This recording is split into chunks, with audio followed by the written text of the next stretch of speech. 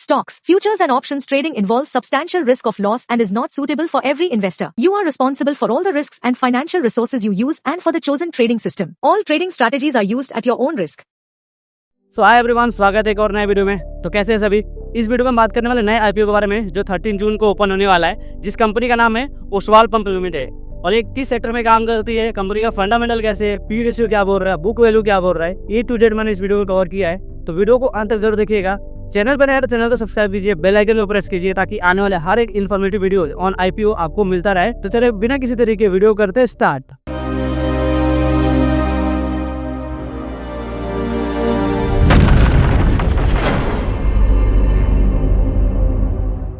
तो सबसे पहले बात कर लेते हैं कंपनी करती क्या है, मतलब किस सेक्टर की कंपनी है जो आईपीओ इशू करने वाली है।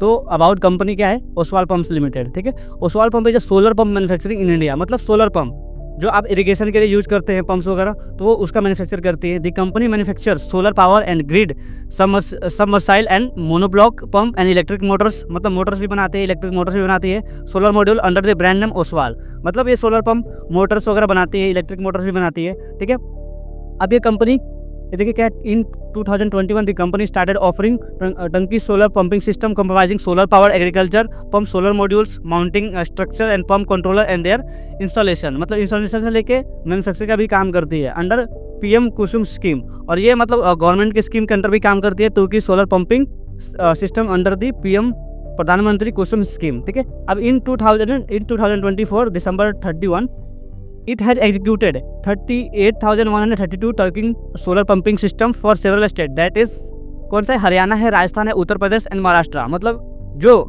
भी एग्रीकल्चर स्टेट है उसमें मतलब अपना फैसिलिटी प्रोवाइड करती है। ठीक है, और इसका जो मैन्युफैक्चरिंग फैसिलिटी लोकेटेड कहाँ पे है, करनाल हरियाणा में है। ठीक है, विद एनुअल इंस्टॉलेशन कैपेसिटी कितना है, 1160 मैट्रिक टन्स। मतलब इतना उसके पास कैपेसिटी है और ये कहाँ पे लोकेटेड है, करनाल हरियाणा में। ठीक है, तो ये हो गया कंपनी के बारे में, क्या करती है, सोलर पंप बनाती है। अब हम डेट के बारे में बात कर लेते हैं, आईपीओ डिटेल्स के बारे में बात कर लेते हैं कि इसका आईपीओ डिटेल्स क्या है। अब ओपनिंग कभी हो रहा है, 13 जून को ओपन हो रहा है 2025, क्लोजिंग हो जाएगा 17 को। और इशू प्राइस क्या है, 584 से 614 का प्राइस बैंड दिया हुआ है। मतलब बुक बिल्डिंग प्रोसेस में ये लोग क्या रहे और आपको एक प्राइस चूज करना है। बट अगर आपको अप्लाई करना है तो 614 पे अप्लाई कीजिएगा, क्योंकि कट प्राइस पे अगर बिड करते हैं तो आपको चांसेस है कि अलॉटमेंट मिल जाए। ठीक है, अब हम अगर आपको डीआरएसपी और आरएसपीएस का पढ़ना है कंपनी के बारे में, जो भी आपको फंडामेंटल एनालिसिस करना है, तो आप यहाँ से डायरेक्ट डाउनलोड कर सकते हैं। देखिए डाउनलोड का ऑप्शन दे रहे हैं, तो आप नॉर्मली डाउनलोड भी कर सकते हैं। लिस्टिंग आपको नॉर्मली पता है बीएससी और एनएससी पे होने वाला है। रिटेल कोटा 35% दिया हुआ है, उससे ज़्यादा उससे कम नहीं है, 35% दिया हुआ है। बुक बिल्डिंग प्रोसेस है, मैंने पहले बता दिया। और आईपीओ का साइज कितना हो रहा है, 1387, मतलब 1387 करोड़ का होने वाला है। जिसमें से ऑफर फॉर सेल कितना करने वाले हैं, 497, मतलब 36% ऑफर फॉर सेल है। मतलब प्रोमोटर अपना कुछ हिस्सेदारी सेल करने वाले हैं इस कंपनी का। और 890 करोड़ मतलब 64% फ्रेश इशू है। मतलब ये जो 890 करोड़ है कंपनी खुद की एक्सपांशन के लिए लगाने वाली है, अपने बिजनेस को एक्सपांड करेगी तो उसके लिए यूज करने वाली है। और जो 497 करोड़ है वो प्रोमोटर अपना अमाउंट लेके कंपनी से निकल जाएंगे, मतलब वो अपना इक्विटी डाइल्यूट कर रहे हैं। ठीक है, और face value for 1 rupees per equity share है। अभी प्रोमोटर होल्डिंग 99 है, अभी डाइल्यूट होकर 65 पे आ जाएगा, क्योंकि 36% ऑफर फॉर सेल होने वाला है। तो ये हो गया डिटेल्स उसका। अब हम बात करते हैं डेट के बारे में। 18 जून को अलॉटमेंट मिल जाएगा, जब आपको 13 को ओपन होगा, 18 को अलॉटमेंट मिल जाएगा, 19 को आपका रिफंड हो जाएगा अगर नहीं अलॉटमेंट मिलता है। अगर आपको अलॉटमेंट मिल गया तो क्रेडिट शेयर कभी हो जाएगा, 19 जून को हो जाएगा। लिस्टिंग होगा 20 जून को। अब हम बात कर लेते हैं लॉट साइजेस के बारे में। इशू प्राइस बता दिया 584 से 614, अप्लाई करेंगे 614 पे।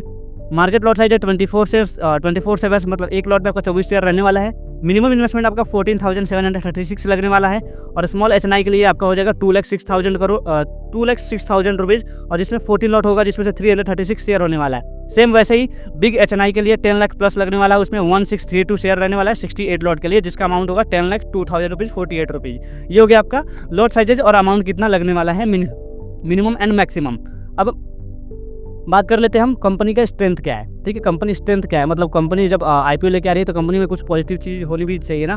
तो अभी क्या है, लार्जेस्ट सप्लायर है, जो सोलर पंप का है लार्जेस्ट सप्लायर है। ठीक है, कंप्रिहेंसिव प्रोडक्ट पोर्टफोलियो, मतलब बहुत सारे प्रोडक्ट बनाती है, सोलर पंप भी बनाती है, मोटर्स भी बनाती है, टंकी सिस्टम भी प्रोवाइड करती है। ठीक है, उसके बाद वर्टिकल इंटीग्रेटेड मैन्युफैक्चरिंग कैपेबिलिटी है, strong presence in agriculture state. अब इनके पास अच्छे स्टेट है, जैसे एग्रीकल्चर में आपका हरियाणा हो गया, हरियाणा हो गया, पंजाब हो गया, राजस्थान हो गया, जो भी एग्रीकल्चर स्टेट है इनके साथ पार्टिसिपेट में है, ठीक है। उसके बाद स्ट्रॉन्ग क्या है, एक्सटेंसिव डिस्ट्रीब्यूशन नेटवर्क है, मतलब अच्छा डिस्ट्रीब्यूशन इनका नेटवर्क है।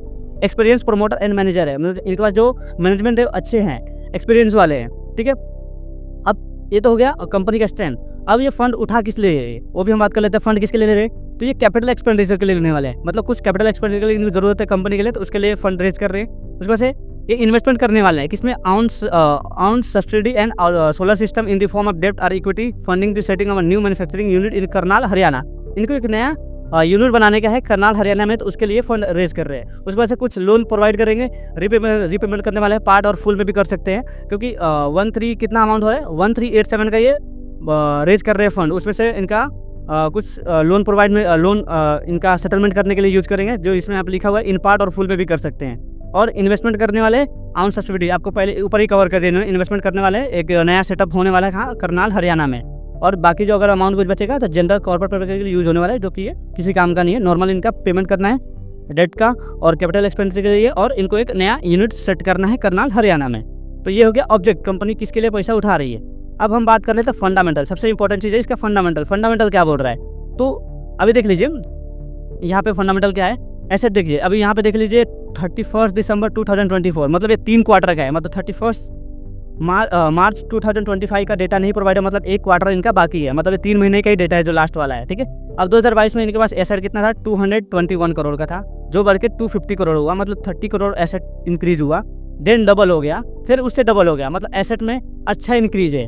सेम रिवेन्यू में देखिए 361 हुआ, फिर 20 करोड़ बढ़ा, एसेट के हिसाब से 20 करोड़ बढ़ा, ठीक है। फिर से यहाँ पे डबल हो गया, फिर उससे भी डबल हो गया, मतलब डबल क्या आप समझ लीजिए, इसमें 400 करोड़ और रेवेन्यू ऐड कर दिया, मतलब एसेट के साथ साथ रेवेन्यू भी अच्छा ग्रोथ कर रहा है। अब मेन क्या है, प्रॉफिट कर रहे हैं कि नहीं कर रही कंपनी।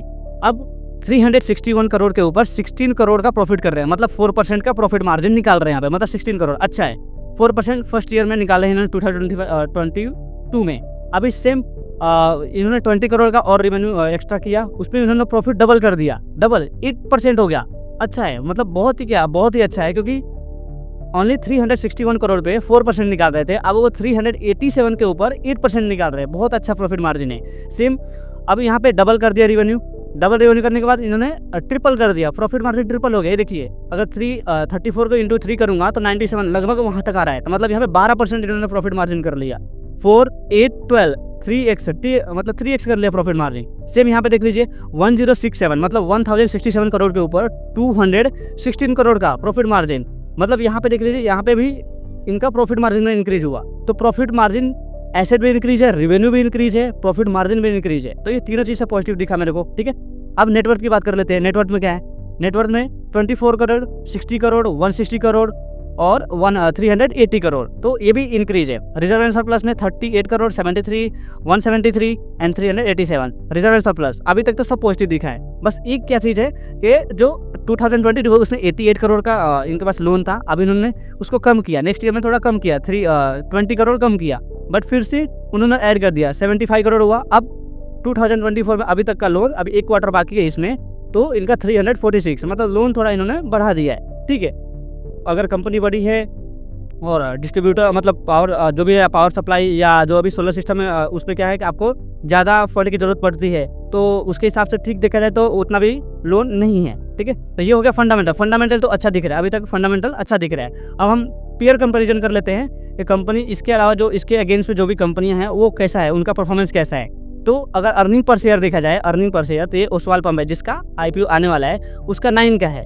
और उसके अगेंस्ट में देख लीजिए किर्लोस्कर है, शक्ति है, वापिल है, KSB है एंड रोटो पंप लिमिटेड है। तो उसमें देख लीजिए फर्स्ट पे आ रहा है तुम्हारा किर्लोस्कर, दूसरे पे आ रहा है आपका वापिल, तीसरे पे आ रहा है आपका शक्ति एंड फोर्थ पे आ रहा है आपका KSB और आपका फिफ्थ पे आ रहा है आपका ओसवाल। मतलब इसमें एक नेगेटिव अर्निंग पर शेयर इनका कम है सबके कंपैरिजन में, ये आ रहे हैं 5वें स्थान पे। अब हम देखेंगे, अब नेट एसेट वैल्यू देखेंगे, नेट एसेट वैल्यू क्या बोल रहा है। तो फर्स्ट पे अभी भी किर्लोस्कर है, सेकंड पे कौन सा है, वापिल है, थर्ड पे कौन है, KSB है, फोर्थ पे कौन है, शक्ति है, और देन लास्ट फिफ्थ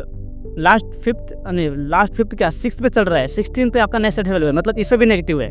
मतलब earning per share net asset value में दोनों में नेगेटिव आया, ठीक है। अब हम बात करेंगे रिटर्न ऑन नेटवर्थ पे कितना है, तो रिटर्न ऑन नेटवर्थ में पॉजिटिव है, मतलब दो चीज़ नेगेटिव है, सिर्फ रिटर्न ऑन नेटवर्थ में फर्स्ट पे आया, मतलब जो रिटर्न नेटवर्थ है इनका, जो रिटर्न नेटवर्थ कमा रहे हैं, जो अर्न कर रहे हैं, वो कितना है 88 है। ये एक पॉजिटिव चीज़ है, ठीक है। फंडामेंटल अच्छा है, रिटर्न ऑन नेटवर्थ अच्छा है, बस दो इनका अर्निंग पर शेयर कम है और नेट एसेट वैल्यू। अब हम पी रेशियो की बात कर लेते हैं, ठीक है। तो पी रेशियो यहाँ पे देख लीजिए, अभी पी रेशियो कितना है 62 और आईपीओ के बाद, पोस्ट आईपीओ के बाद 24 हो जाएगा, 24 हो जाएगा।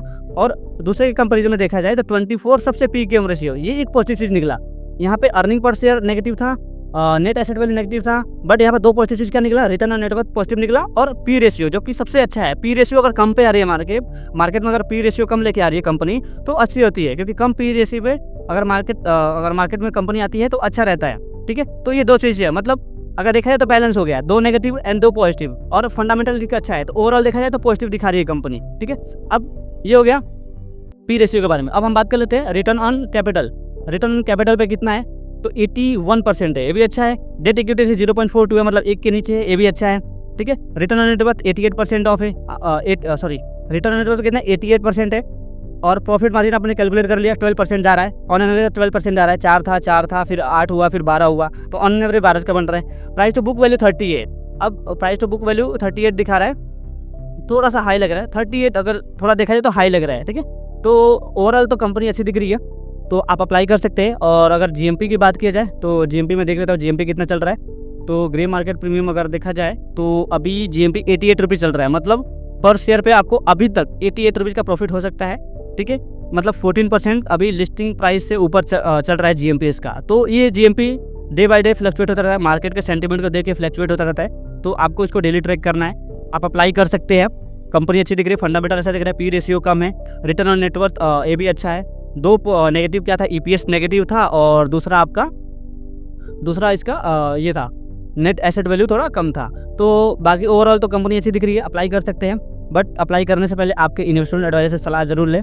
तो कैसा लगा ये इन्फॉर्मेशन ओसवाल पंप लिमिटेड के बारे में, और कुछ भी डाउट है तो कमेंट सेक्शन में जरूर बताइए, मैं आपको उसका फीडबैक या उसका आंसर मैं जरूर दूंगा। तब तक के लिए this is Surya Gupta signing off until we meet again.